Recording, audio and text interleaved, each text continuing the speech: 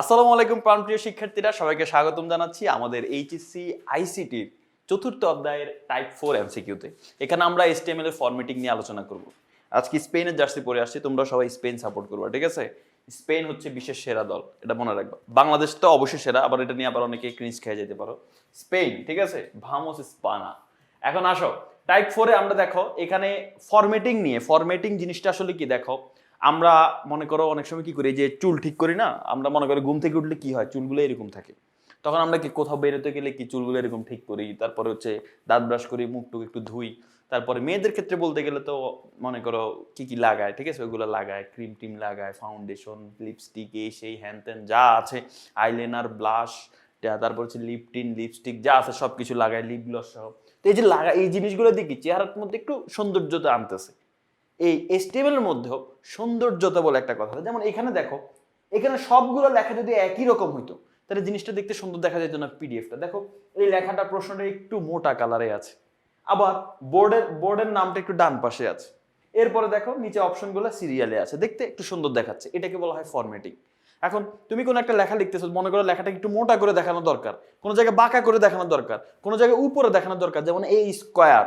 তো এইরকম যখন তুমি লেখার মধ্যে চেঞ্জ আনবা, এটাকে বলা হয় ফরম্যাটিং।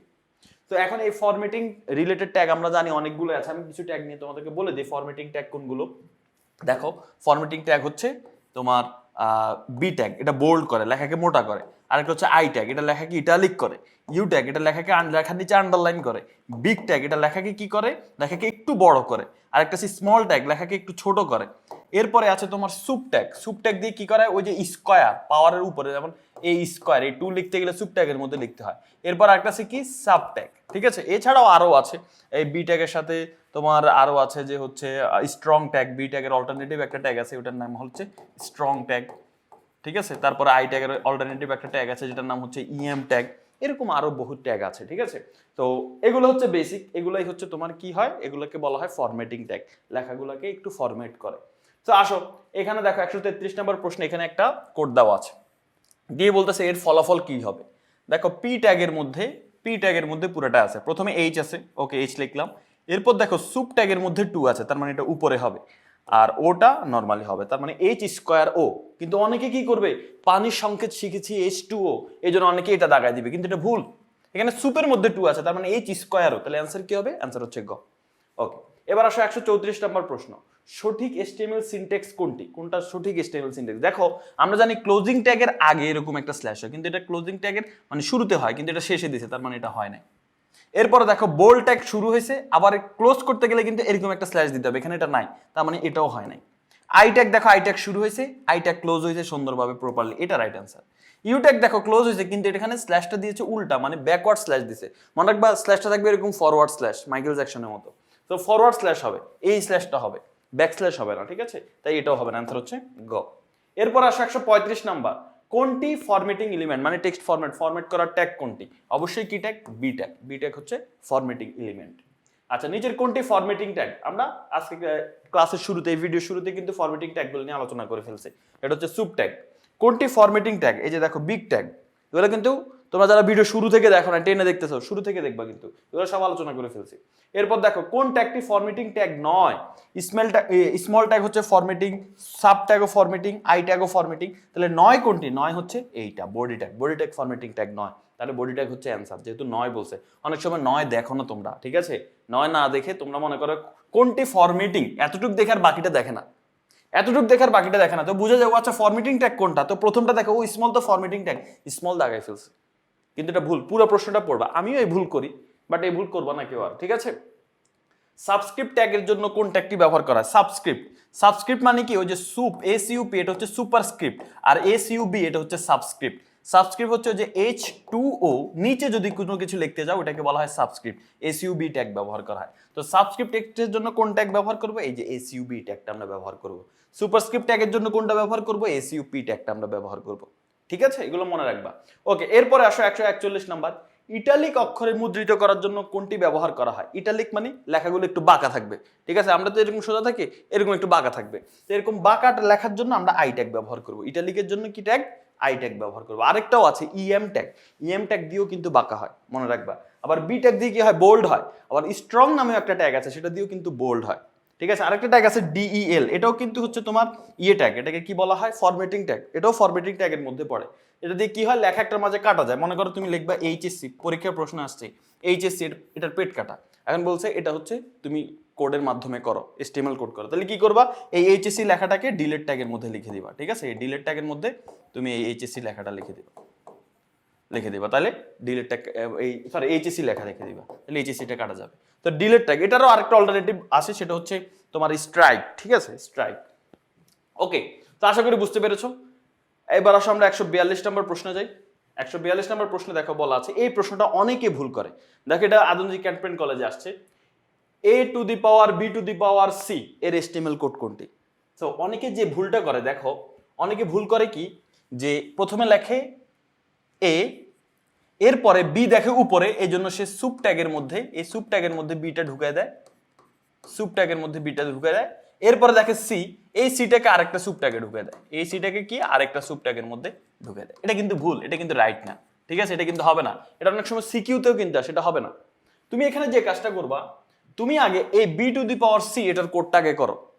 কি করবা, আগে বি লিখবা, বি এর পরে একটা সুপ লিখবা, সুপের পরে এই সি লিখবা, শেষ, সুপ ক্লোজ করে দাও। তাহলে কি হলো, এটা কি হলো, এটা হলো B to the power C. এটা কি লিখলা তুমি, B to the power C লিখলা। এখন এই পুরা B to the power C কে এর পাওয়ার বানাও, তাহলে এর পাওয়ার বানাবো কি, এই পুরোটাকে আমি এর পাওয়ার বানাবো, তার মানে এই পুরোটাকে আমি সুপ ট্যাগের মধ্যে ঢুকে দিব। দেখো একটা সুপ ট্যাগ শুরুতে লিখলাম, একটা সুপ ট্যাগ আমি শেষে লিখলাম, তাহলে কি হলো, এই সুপ ট্যাগের আগে আমি লিখলাম এ, তাহলে এ লেখার পরে এই যে সুপ ট্যাগের ভিতরে আমি যেটা লিখছি সেটা হচ্ছে B to the power C, তার মানে এর পরে যেটা সুপার পাওয়ার হবে সেটা হচ্ছে এই পুরাটা, তার মানে এর উপরে পাওয়ার হবে B to the power C. তাহলে অ্যান্সার কি, অ্যান্সার হচ্ছে এই যে এখানে আমরা যদি দেখি কোনটা কোনটা কোনটা, এই যে পি ট্যাগ দিয়ে আর কি, পি ট্যাগ এখানে ম্যাটার করে না, পি ট্যাগ না দিলেও চলে। তো পি ট্যাগের মধ্যে আমরা দেখি এ, এখানে হচ্ছে বি সুপ সি সুপ, আচ্ছা আমরা দেখি তো সি, এই যে সুপ আছে বি, এই যে এইটা হচ্ছে রাইট অ্যান্সার। ঠিক আছে, এইটা রাইট, এখানে এ ট্যাগ আসছে, এই ট্যাগ তো এখানে আসার কথাই নেই, এই ট্যাগ কেন আসবে এখানে? ঠিক আছে, তারপরে এখানে সাব দিছে, সাব কোত্থেকে আসে এখানে, এখানে এর পরে সুপ বি আবার সি লিখে দিছে, তাহলে এটা কি হবে, এটা হবে A to the power B C, এরকম হবে। এটা তো আমরা চাই না, তাহলে অ্যান্সার কি, অ্যান্সার হচ্ছে গ। ওকে, এবার আসো 143 নাম্বার, এক্স স্কোয়ার এর সমীকরণে ওয়েব পেজ প্রদর্শনের জন্য এইচটিএমএল এর কোন ট্যাগটি ব্যবহার করা হয়? স্কোয়ার মানে কি পাওয়ার থাকবে, তাহলে কি ট্যাগ, সুপ ট্যাগ ব্যবহার করা হবে। এখানে লেখার জন্য কোন ট্যাগ, এখানে পাওয়ার আছে, তার মানে সুপ ট্যাগ ব্যবহার করবে। এরপর আসো 145, এইচটিএমএল কোড তোমার হচ্ছে এখানে দেওয়া আছে, এটা ফলাফল কি হবে, দেখো এ আছে নরমালি, এ সুপের ভিতরে 2 আছে, তাহলে পাওয়ার হবে। তারপরে হচ্ছে বি আছে, বি কিন্তু কোনো সুপের ভিতরেও নাই, সাবের ভিতরে নাই, তুমি দেখো এই যে সুপের ভিতরে আছে কিন্তু 2, এই সুপের হিসাব শেষ। এরপরে এই সাবের ভিতরে 2 আছে কিন্তু বি কারো ভিতরে নাই, তো বি কিন্তু নরমালিই থাকবে। এরপর সাবের ভিতরে 2, সাব মানে সাবস্ক্রিপ্ট, এই 2টা নিচে হবে, তাহলে কি হবে, এ স্কোয়ার বি 2, কোনটা হবে, এই যে ঘ নাম্বারটা, এ স্কোয়ার বি 2। ওকে, এরপরে আসো আমরা যদি এখানে দেখি যে পরবর্তী প্রশ্নটা, এখানে বলা হচ্ছে এ স্কোয়ার 5a কিউব, এটার এসটিএমএল কোড কি হবে? প্রথমে এটা নরমালি আছে, 2টা উপরে আছে, মানে কি সুপের ভিতরে কি হবে, সুপের ভিতরে 2টা হবে, সুপের ভিতরে 2 হবে। ওকে, এরপরে আছে দেখো প্লাস 5a, এটা কিন্তু নরমালিও আছে, এই প্লাস 5 এটা উপরেও নাই নিচেও নাই, প্লাস 5a নরমালি, তাহলে আমি এখানে প্লাস 5a নরমালি লিখবো। এরপরে 3টা উপরে আছে, তাহলে সুপের ভিতরে আমি 3 লিখে দিব, এই সুপের ভিতরে আমি 3 লিখে দিব। ঠিক আছে, সুপের ভিতরে 3 লিখে দিব। তাহলে এখন আমরা যদি দেখি কোনটার সাথে মিলতেছে আমাদের, এই যে দেখো এ সুপের ভিতরে 2 প্লাস 5a সুপের ভিতরে 3, ইয়েস, তাহলে এটা হচ্ছে আমাদের রাইট অ্যান্সার। এরপরে দেখো নিচে একটা কোড দিয়ে বলছে কোন কোডটা সঠিক। তো প্রথমেই দেখো এখানে ব্যাকওয়ার্ড স্ল্যাশ হবে না, এখানে ব্যাকওয়ার্ড স্ল্যাশ হবে না, এখানে দেখি এই দুটার মধ্যে একটা হবে যা বোঝা যাচ্ছে। তো দেখো এখানে পিইএম, দেখো এখানে ইএম ট্যাগটা যখন তুমি ভিতরে লিখতেছো, ইএম ট্যাগটা ভিতরেই ক্লোজ করতে হবে, পি ট্যাগটা ইএম ট্যাগের আগে, তার মানে এখানেও পি ট্যাগটা ইএম ট্যাগের পরে হবে। ঠিক আছে, পি ট্যাগটা বাইরে থাকবে, অর্থাৎ এইটার মতো দেখো এই যে আমাদের এখানে যে লেখাটা আছে কি অ্যাব্রাকাডাব্রা, এই লেখাটা দেখো ইএম ট্যাগের মধ্যে আছে, এর সাথে কে আছে, একদম ইমিডিয়েট পাশে ইএম ট্যাগ আছে, তার মানে এই পাশেও একদম পাশে ইএম ট্যাগ ক্লোজ করতে হবে। এরপর এখানে সেকেন্ডলি আছে পি ট্যাগ, তাহলে এখানেও সেকেন্ডলি পি ট্যাগ থাকতে হবে। ঠিক আছে, তাহলে অ্যান্সার হচ্ছে কি খ। নিচের কোনটি ইটালিক ট্যাগ, এটা কিন্তু আমি বলেছিলাম ইটালিক দুইভাবে করা যায়, আই আর ইএম দিয়ে, তার মানে অ্যান্সার কি, অ্যান্সার হচ্ছে 1 ও 2। এরপরে আসো পরবর্তী প্রশ্ন, যেখানে একটা উদ্দীপক দিয়ে আছে, বলতেছে কোডটিতে কোন ট্যাগ ব্যবহার করা হয়েছে। ফরম্যাটিং ট্যাগ কি আছে, এই যে বি ট্যাগ আছে, বি ট্যাগ কিন্তু ফরম্যাটিং ট্যাগ। হাইপারলিংক কি আছে, এই যে এই ট্যাগ আছে, এই ট্যাগ হচ্ছে হাইপারলিংকের ট্যাগ। ইমেজ ট্যাগ কি আছে, না এখানে কোনো আইএমজি ট্যাগ নাই, তাহলে অ্যান্সার কি, অ্যান্সার হচ্ছে 1 ও 2। আচ্ছা, এরপরে আসো 150 নম্বর প্রশ্ন।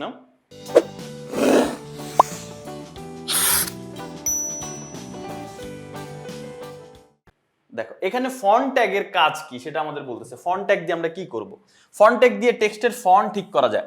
দেখবো অনেক সময় লেখা এক এক রকম, দেখো এইচএসসি দেখবে কোনো জায়গায় এইভাবে লেখা, আবার এক এক ফন্টে দেখবে এইচএসসি এইরকম ভাবে লেখা, ঠিক আছে, কি লিখে ফেলছে, যাই হোক, মনে করো যে এইরকম ভাবে এইচএসসি লেখা, ঠিক আছে, এক এক ফন্ট এক এক রকম হয়, তো তুমি কোন ফন্ট দিবে এটা ফন্ট ট্যাগ দিয়ে সিলেক্ট করা যায়।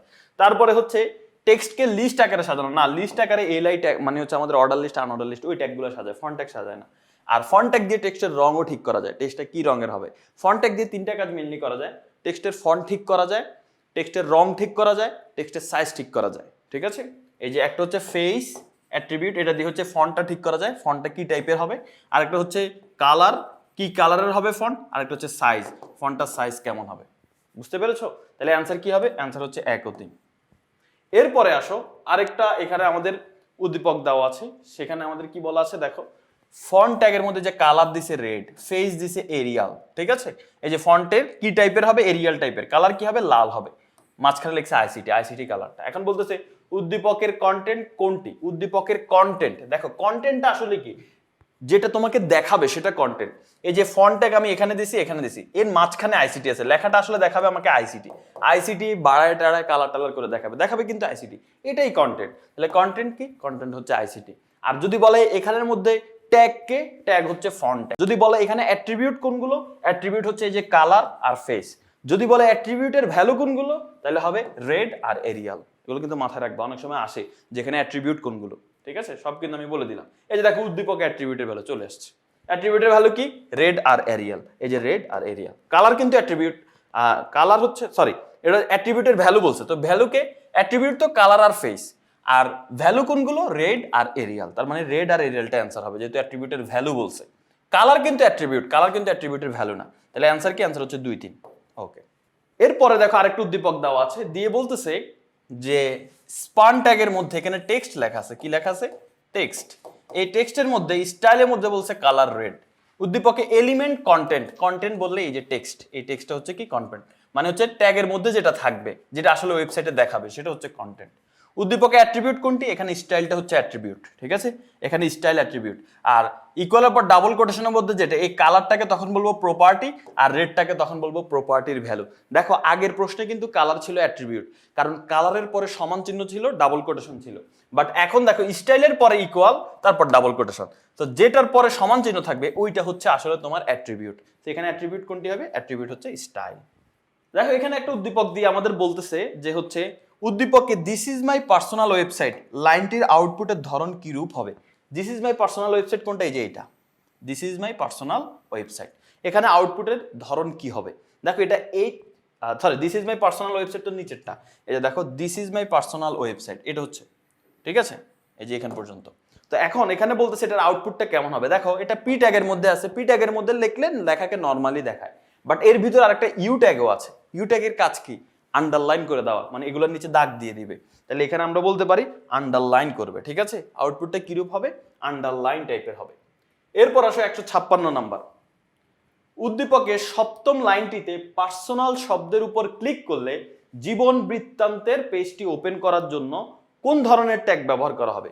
উদ্দীপকের সপ্তম লাইনটিতে পার্সোনাল শব্দের উপর ক্লিক করলে জীবন বৃত্তান্তের পেজটি ওপেন করার জন্য কোন ট্যাগ ব্যবহার করতে হবে। দেখো সপ্তম লাইন কি বলা হচ্ছে, পার্সোনাল আছে, সপ্তম লাইনে একটা পার্সোনাল লেখা আছে, দেখো তো এই যে এখানে এই যে পার্সোনাল লেখাটা আছে, এটা মনে হয় সপ্তম লাইন, 1 2 3 4 5 6 7, এই যে 7 নম্বর লাইনে পার্সোনাল কথাটা আছে। এখন বলতেছে এই পার্সোনাল লেখার উপর যদি আমি ক্লিক করি তাহলে আমার জীবন বৃত্তান্ত বা আমার সিভি বা আমার রিলেটেড কোনো একটা জায়গায় চলে যাবে, তার মানে আমি ক্লিক করলে অন্য এক জায়গায় চলে যেতে হবে। তাহলে এটা কি বলতো, কোনো এক জায়গায় ক্লিক করলে কোনো জায়গায় চলে যেতে হয়, এটা হচ্ছে হাইপার লিঙ্ক, যে কোনো এক জায়গায় ক্লিক করলে আমি অন্য জায়গায় চলে যাব, তাহলে এটাকে আমরা কি বলবো, এটাকে আমরা বলবো হাইপার লিঙ্ক। তাহলে এখানে কি হবে, হাইপার লিঙ্কের ট্যাগ কোনটি, এই যে পার্সোনাল শব্দের উপর ক্লিক করলে জীবন বৃত্তান্তের পেজটি ওপেন হয়ে যাবে, এটা কোন ট্যাগ ব্যবহার করতে হবে, হাইপার লিঙ্ক ট্যাগ, যেটার নাম হচ্ছে এ ট্যাগ। এরপরে দেখো নিচের উদ্দীপকটি পড়ে নিম্নোক্ত প্রশ্নের উত্তর দেওয়া আছে। এখানে দেখো পি ট্যাগ আছে, এর মধ্যে কি আছে আবার ইউ ট্যাগ আছে, এর মধ্যে আবার কি আছে ডিলেট ট্যাগ আছে। বাট লেখাটা কি, লেখাটা হচ্ছে এইচএসসি এক্সাম। দেখো এই এইচএসসি এক্সামের মধ্যে ডিলেট ট্যাগ আছে মানে এটার পেট কেটে যাবে, এরপর হচ্ছে ইউ ট্যাগ আছে মানে এটা নিচে আন্ডারলাইন হবে। তার মানে অ্যান্সার কি হবে, অ্যান্সার হচ্ছে পেট কেটে আন্ডারলাইন, কোনটা এই যে গ নাম্বারটা, ঠিক আছে, অ্যান্সার হচ্ছে গ। দেখি তো আর আছে কিনা 157 পরে আমরা, ও আরো তো আছে, দেখি আর একটাই আছে। দেখো 158 নম্বর প্রশ্ন আমাদের বলা হচ্ছে কোডটিতে এইচএসসি এক্সামের স্থলে pen.jpg ছবিকে লিঙ্ক টেক্সট আকারে উপস্থাপন করতে নিচের কোনটি ব্যবহার করা হবে। এইচএসসি এক্সামের স্থলে pen.jpg ছবিকে লিঙ্ক টেক্সট করতে, অর্থাৎ মনে করো এই যে আমাদের এখানে উদ্দীপক ছিল, এই উদ্দীপকের মধ্যে এই যে এইচএসসি এক্সামের জায়গায় এখানে একটা ছবি থাকবে, ছবির নাম বলে দিচ্ছে pen.jpg, এবং এই ছবিতে লিঙ্ক করা থাকবে, মানে এই ছবিতে ক্লিক করলে কোনো এক জায়গায় যাবে। তাহলে দুইটা কথা, একটা হচ্ছে এখানে ছবি থাকবে pen.jpg নামে, এবং এই ছবির সাথে একটা লিঙ্ক করা থাকবে যেন ছবিতে ক্লিক করলে কোথাও যাওয়া যায়। তো এখন এটার জন্য কোড কোনটা হবে, তার মানে দেখো ছবিতে ক্লিক করলে লিঙ্ক হবে, তার মানে ছবিটাকে আমরা মানে ছবিটার চারপাশে আমরা লিঙ্ক রাখতে হবে।